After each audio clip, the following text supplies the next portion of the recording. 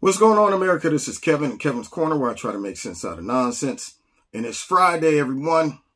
And today I woke up, and as I was listening to the news, I found old bag of bones, Nancy Pelosi. Yeah, that's right. I found Nasty Nancy on TV talking about William Barr. So apparently, Nasty Nancy and the rest of the Democrats want the Senate to allow them to bring in all of this new updated information. So they got hold to this raggedy old witness from the Ukraine that apparently has all these details about the president and his dealings. It's the same guy that has been, I guess, indicted for all kind of stuff. And he has a rap sheet. And they're trying to drag his testimony in like they always do. See, they don't bring in good, upstanding people to argue their points and testify. They always bring in crooks and criminals, James Comey. They tried President Trump's former lawyer. They bring in the dirtbags. They got Andy McCabe over there on CNN. CNN do the same thing. The creepy porn lawyer. That's their heroes. They glorify them. Just because those people allegedly can hurt Trump or say something negatively about Trump. And so they're bringing them. But nonetheless, they're now discussing whether they can bring in this guy, whoever he is.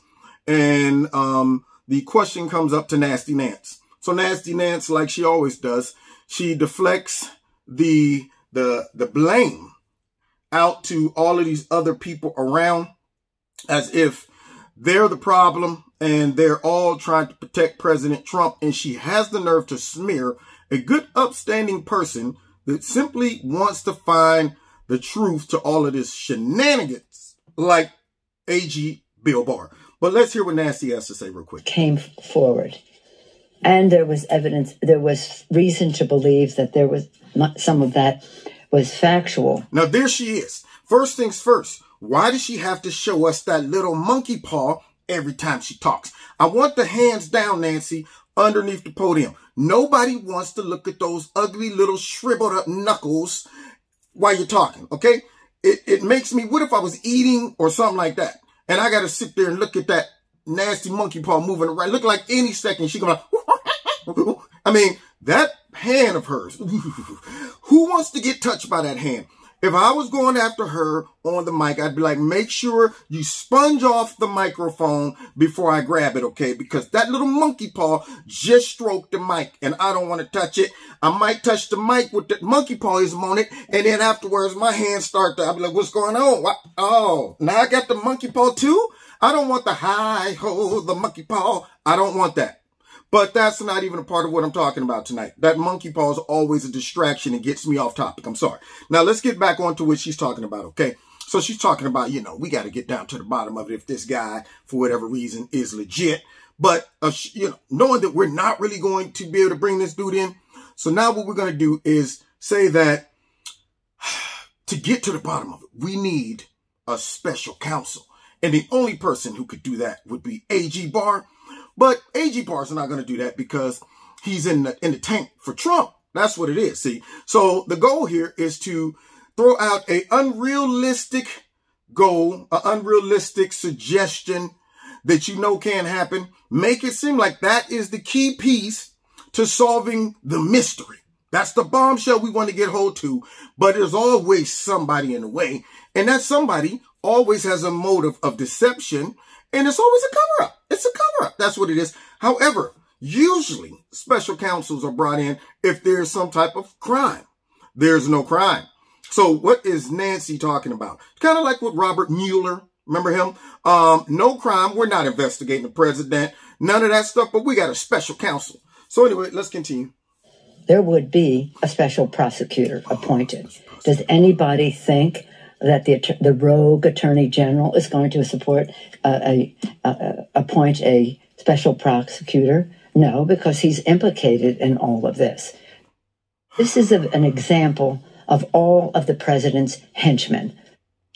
Now, did y'all hear that propaganda? Did you hear mush mouth, marble mouth, mush mouth, nasty Nancy? We gotta bring a special counsel, a special prosecutor. But do you think that if we bring out a special prosecutor, You think A.G. Barr is going to allow this special prosecutor? Because he's one of the henchmen of the president. He's one of the henchmen of the president.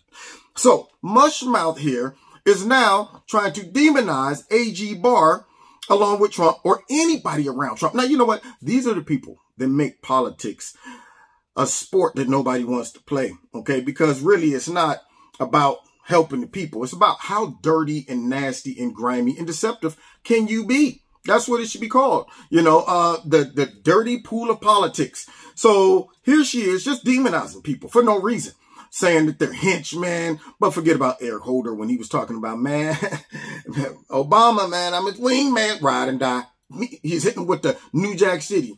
CMB, am I my brother's keeper? Yo, that's how close those two are. But yet, she seems to think that A.G. Barr, just because he is someone who can see obvious, suspicious criminal activity and say, I don't care if it happened back then. We need to get to the bottom of this. All of a sudden now he's in the tank for Trump. He's a henchman, okay? But here's the bottom line. This is what makes this all so bad. It's not that Nancy, Nasty Nance and pencil neck and one eyebrow Nadler and Mad Max Waters / Louise Jefferson and Hank, I don't have a brain in my skull, Johnson. Not that all of them are crooked, corrupt, and deceptive, but it is the fact that a lot of people who vote for them around the nation have no idea that they're crooked and deceptive. And they're sitting back thinking there's something wrong with Barr. They're sitting back thinking, yeah, Trump, man, he protected all his henchmen. Not able to see all of the obvious corruption that the Dems are trying to bubble wrap, cover up, suppress, distract from, all of that. It's unbelievable when I hear people believe these type of narratives. I said it on my live show the other day, and I'm going to end with this. The one that got me, good friend of mine, I don't know, I couldn't sleep. Insomnia. You know, when you got the brain like Kevin from Kevin's Corner, who for whatever reason forsakes me in the middle of the night and don't want to go to sleep, always want to think of stuff when it's time to go to sleep. I'd be like, all right, let's go to sleep. Brain be like, I ain't got nothing to do with that. I ain't got nothing to do with that. Remember when we was little? How we used to, look, Brain, I don't want to talk about this right now. Look, oh, so you just going to go to sleep, huh? We can't have a conversation now? We can't have a conversation? Okay, forget it then. Forget it. Oh, don't be like that, Brain. Come on. What do you want to talk about? Fine. I'm just saying, you know, I thought we was tight. I see, that's my brain. It does that in the middle of the night. So have me up and I'm going back and forth with one of my buddies. Now, I've been hearing for weeks, the whole killing of Solomon Grundy by President Trump was a distraction to take away from impeachment. So as we're going back and forth, the one argument I did not expect him to repeat, one of the talking points that I'm like, no one on the planet is going to believe this is a talking point. He believed it. Here's a man who went to college with me. I expect more out of his reasoning skills. And he sends back, yeah, your boy killed, Soleimani for distraction from impeachment. I said, you just made me lose faith in Homo sapiens. Did you just repeat that? I want you to imagine this, okay? See, this is how crazy it is with people just buying into these type of narratives without question. I said, so you want me to believe that President Trump, even though he okayed the killing of Solomon Grundy way before this whole impeachment thing done came up, but you're telling me that this man said, so what? Well, let me get this straight. We're getting impeached. Oh, this is bad. This is bad. We got to do something. We need a distraction real quick. But President, for what? I mean, right now over this impeachment, your ratings have gone up. It's gone up amongst independents. It's gone up amongst your base. Your base hasn't dropped at all. You're actually getting more popular and stronger, President. There's no reason to create a distraction. Well, we can't be too safe. We can't be too safe. So what do we need to do? Let me think about this. How about let's kill a man, okay? And they're like, but why, Mr. President? Hey, here is something you can't understand. How I could just kill a man. That's what he told all of his counsel around him. Well, sir, who do you have in mind? I don't know. Give me somebody. Give me somebody. Here, let's pick a random person out of the catalog.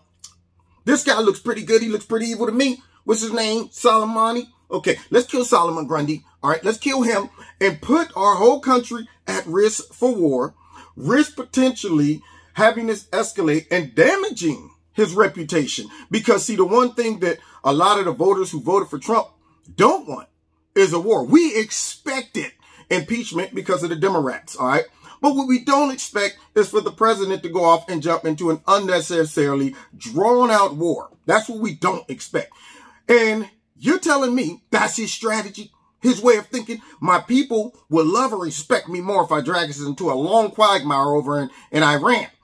And meanwhile, they'll be distracted by me just killing some random gentle woodland creature that there's no justification for killing him, just so they won't look at impeachment. See, now that's a Democrat tactic. They might do something like that, but Trump wouldn't. Okay, but the sad part is this man believed it. When he sent that text off, I guarantee he's like, oh, wait till he get this one. Man, I'm about to lay it on him.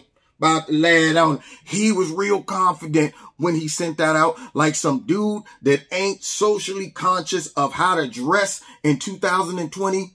I mean, he going out to the club, and right before he leaves the house, he looks in the mirror with a big, long pink suit, bell bottoms, big old pimp hat to the side with a feather that hangs all the way down to the ground. He got some big old heel pump Stacey Adams with ruffles, all of that stuff rolls in there, sunglasses on, got a cane, and he looking in the mirror like, woo, wee, I'm sharp.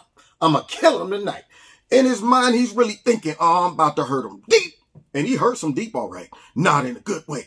That's how confident this man was when he sent me that text. And I almost busted out laughing when I saw it. And I said to myself, you got to be one of 2 or 3 people in America that believes this type of garbage. And I pity you. That's all I can do. I have to pity you when you regurgitate that talking point with sincerity. Same thing with this narrative that she's trying to paint with AG Bar. And I had to call it out. So Nancy, you and that marble mouth and those little teeny monkey paws that you always putting in people's face and that nasty sounding voice that sound like you just smoked a whole pack of Cruz at once. Whole thing in your mouth. That's what she sounds like. Okay, let me say this. The bar, let me say what's going to happen is the AG Bar is not going to, you know, this hitchman. And I'm whole time like the monkey paw. So anyway, she could take all of that, go somewhere, and sit down. Now, you've been listening to Kevin and Kevin's Corner. Sorry about that, y'all. I ain't want to come off as mean and insensitive to people that have monkey paw hands, but she's an exception to the rule. All right, so check me out every Wednesday night, 7:30 on YouTube, Facebook, and my radio blog talk show live. All right, we had a great time. Check out the show from last week. YouTube playing games, so make sure you hit like, share, subscribe, and the notification button. All right, make sure you're still subscribing. The notifications are set for all.